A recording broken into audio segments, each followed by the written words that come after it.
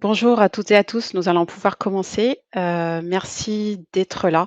Merci de votre présence à cette session de webinaire qui va durer entre 30 et 45 minutes. Nous allons vous parler aujourd'hui des bonnes pratiques permettant de mettre en place une digital workplace plus responsable. Alors n'hésitez pas à rester avec nous jusqu'à la fin puisque nous vous réservons une petite surprise, un mini cadrage offert pour votre projet intranet. Et je vais finir l'interaction donc sur le sondage où la majorité de personnes ont répondu toutes les réponses, c'est-à-dire, toutes les réponses qui étaient proposées répondent bien aux principaux enjeux de la digital workplace.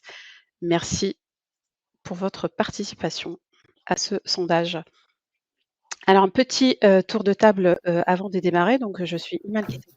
Je suis la directrice du pôle Sustainable Smart Workplace, chez Hypo. On charge des projets de transformation digitale au moyen des outils Microsoft 365. Bonjour à tous, je suis Sarah Madjam, consultante Digital Workplace et Change Management sur les outils Microsoft 365 et j'accompagne les clients dans la bonne mise en place de ces solutions et toute la partie conduite du changement en partenariat avec Hypo. Bonjour à toutes et à tous, Florian Bouron, CEO de Mosaic 365, société d'édition de logiciels autour des technologies Microsoft 365 pour améliorer l'expérience employée dans cet environnement. Et bonjour à tous, Guillaume Rossi, donc Microsoft France. Moi, je travaille avec, on va dire, le collectif des employés Microsoft France sur les sujets de durabilité, que ce soit avec nos clients ou sur des sujets internes comme notre campus. Ravi d'être là aujourd'hui. Alors, petite présentation de Hypo. Avant de démarrer, nous sommes un cabinet de conseil et d'expertise spécialisé sur les technologies Microsoft 365, Azure, Apps et Data. Nous sommes fortement impliqués dans la sensibilisation du Green IT et du numérique responsable. Nous accompagnons nos clients dans leurs projets de collaboration, de digital workplace, la réalisation d'applications efficientes dans Azure, la gestion des données, la gestion des infrastructures également dans le cloud en utilisant les méthodologies FinOps et GreenOps. Aussi, nous sommes spécialisés start-up engagés pour ancrer notre culture liée à la RSE, donc la responsabilité sociétale des entreprises, l'inclusion et la défense de l'environnement. Et nous sommes également médaillés bronze Provagis pour notre conformité documentaire. Alors, Hypo, c'est 15 collaborateurs et collaboratrices avec un portefeuille de 15 clients réalisé en une période d'un an seulement, puisque Hypo existe depuis mai 2022. Et enfin, nous sommes l'intégrateur de la solution Mosaic 365. Et je vais donner la parole à Florian pour vous présenter la solution Mosaic 365. Bonjour à tous. Hop, j'ai pas vu la slide passer. Voilà, bonjour à tous. Donc, Mosaic, c'est une solution donc, de digital workplace qui a été créée en 2017 par la société Infini. Mosaic est devenu indépendant en 2021 pour lui redonner un peu ses lettres de noblesse, réinvestir et puis pouvoir proposer des solutions autour de l'engagement et de l'expérience employée à l'intérieur de l'univers de Microsoft 365. Mosaic, aujourd'hui, c'est un peu plus d'un demi-million d'utilisateurs, 90 clients et surtout, en 2023, le lancement d'une nouvelle application qui va permettre d'améliorer l'expérience employée dans l'univers de Microsoft et surtout de Microsoft Teams via l'application Moda. Je vous en dirai un petit peu plus sur ces deux solutions un petit peu plus tard dans la présentation.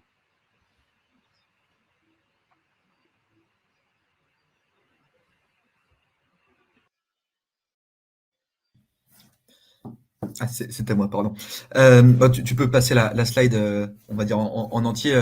Comme on n'allait pas présenter Microsoft, l'idée, c'était de montrer sur cette slide qu'on n'a pas commencé à travailler sur les sujets de durabilité seulement hier. Nos premiers objectifs de réduction d'émissions de CO2, ils datent de 2009. En 2012, on installait une taxe carbone interne qui permettait à Microsoft de dégager, on va dire, des marges à travers toute sa chaîne d'opération pour investir.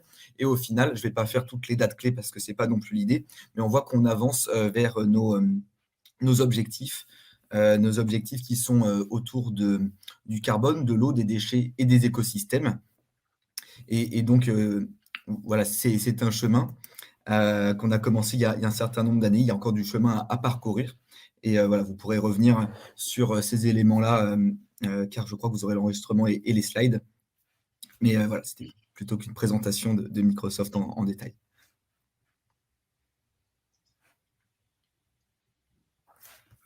Merci Guillaume, merci Florian. Alors dans l'agenda de ce webinaire, nous allons, d'abord faire un rappel des enjeux du numérique responsable. Ensuite, nous vous expliquerons comment Microsoft, vous accompagne dans l'optimisation de l'empreinte carbone. Nous discuterons également des efforts engagés par la solution Mosaic 365 pour fournir des, développements optimisés.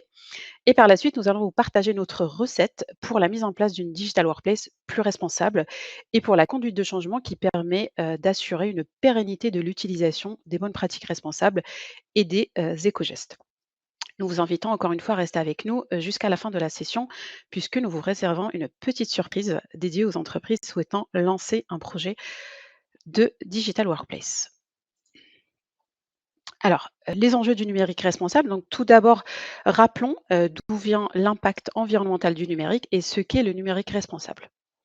Il faut savoir que le numérique est virtuel, mais que les impacts sont bien réels sur le réchauffement climatique à travers les émissions de gaz à effet de serre, sur l'épuisement de la biodiversité et des ressources et sur la raréfaction des matières premières.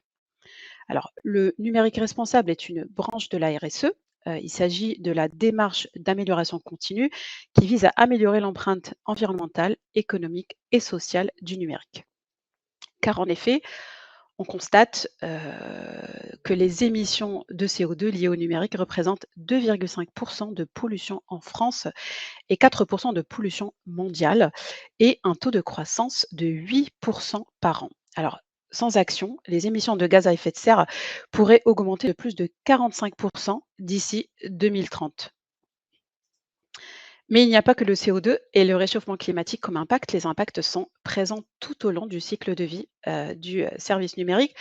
Alors, il y a 80% des impacts environnementaux qui se situent au niveau de la fabrication des équipements, ce qui représente la majorité des impacts. 19% des impacts environnementaux sont situés ou sont liés plutôt aux usages numériques, donc à la conception de logiciels avec davantage de données et de puissance, et donc un renouvellement ou la construction de nouveaux équipements. Et 1% est lié à la fin de vie, donc le recyclage des équipements en fin de vie représente 1% des impacts environnementaux. Donc on constate que la majorité des impacts se situe vraiment sur la fabrication des équipements numériques. Alors, pour réduire l'impact environnemental du numérique, des leviers d'action ont été identifiés et un cadre législatif a été promulgué. Donc, que dit la loi? En février 2020, la loi AGEC. Il s'agit de la loi anti-gaspillage pour une économie circulaire. C'est vraiment le premier texte à fixer des dispositions pour mieux informer et protéger le consommateur et rallonger la durée de vie des produits numériques. Août 2021, la loi climat et résilience, donc c'est la loi portant lutte contre le dérèglement climatique et le renforcement de la résilience face à ses effets. Novembre 2021, donc la loi RIN, réduction de l'empreinte environnementale du numérique en faveur d'un numérique plus sobre, responsable et vertueux en France et permettant de responsabiliser tous les acteurs sur la pollution engendrée par le numérique. Alors, la loi RIN a bien évidemment des objectifs majeurs. Former, sensibiliser tous les acteurs pour prendre conscience de l'impact environnemental du numérique, limiter le renouvellement des appareils numériques en favorisant le réemploi, la réutilisation et le recyclage, adopter des usages numériques éco-responsables et appliquer le référentiel général d'éco-conception, et également promouvoir des centres de données et des réseaux moins énergivores. En juillet 2022, la stratégie nationale bas carbone décrit la feuille de route de la France pour conduire la politique d'atténuation du changement climatique avec l'objectif de réduire l'empreinte carbone des Français. Et sachez que la loi RIN introduit dans son article 35 l'obligation pour les communes de plus de 50 000 habitants de se doter au 1er janvier 2025 donc d'une stratégie numérique responsable, indiquant les objectifs de réduction de l'empreinte environnementale du numérique et indiquant également les mesures mises en place pour les atteindre. Donc soyons prêts pour 2025. Et je vais donner la parole à Guillaume pour vous expliquer comment Microsoft vous accompagne dans la sustainability. Merci. Alors, tu peux encore une fois aller à la slide suivante directement. Donc, on dit souvent le cloud est plus efficace, on va dire, qu'un déploiement traditionnel on-premise à usage égal, mais on s'arrête assez rarement sur ce qu'il y a derrière. Pourquoi? Donc, cette slide-là, elle est là pour revenir sur quelques éléments qui nous expliquent pourquoi et comment, encore une fois, à usage égal, un déploiement cloud va être généralement plus efficace en termes d'émissions de gaz à effet de serre qu'un déploiement plus classique on-premise.